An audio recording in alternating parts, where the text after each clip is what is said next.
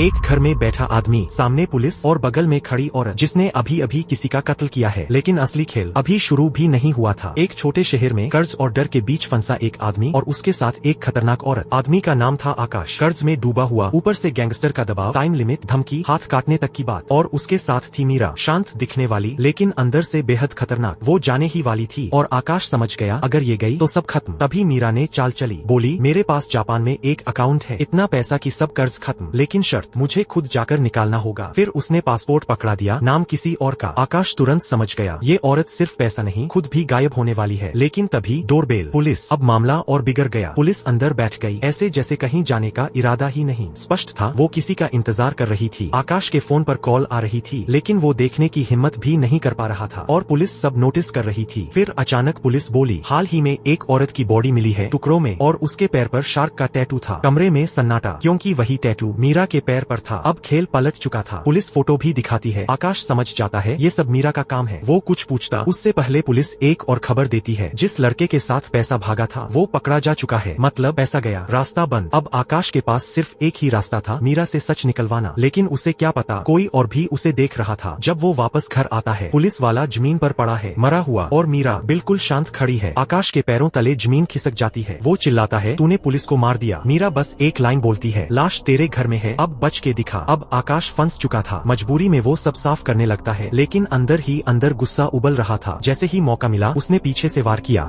मीरा गिर गई और फिर उसने कार का ट्रंक खोला, अंदर पैसों के बैग, इतना पैसा कि उसकी सांस रुक जाए। अब लालच जीत चुका था। वो पैसे लेकर भाग गया। उसे लगा अब वो आजाद है, लेकिन असली शिकारी अब उसके पीछे था। रात को वो एक पुराने बाथ हाउस में छुपता है, बैग लॉक करता है, बाहर सिगरेट लेने जाता है और तभी कुछ निगाहें उस पर टिक जाती है, ठंडी, खामोश, खतरनाक। आकाश समझ जाता है वो ट्रैक हो चुका है। वो भागता है पूरी ताकत से, लेकिन एक मोड़ पर सीधा कचरे वाली गाड़ी से टकराता है और वहीं उसकी कहानी खत्म। लेकिन पैसा वो अभी भी जिंदा था और किसी और के हाथ लगने वाला था। अगले दिन एक सफाई कर्मचारी किचन लॉकर खोलता है, अंदर एक बैग। वो खोलता है और अंदर नोटों का ढेर, इतना पैसा जितना उसने जिंदगी में कभी नहीं देखा। अब सवाल ये था, ये पैसा उसकी जिंदगी बदलेगा या उसे भी खत्म कर देगा, क्योंकि इस खेल में पैसा कभी किसी का नहीं होता। अगर ऐसे ट्विस्ट वाली कहानियाँ पसंद है तो अभी फॉलो करो, क्योंकि अगली कहानी इससे भी खतरनाक होगी।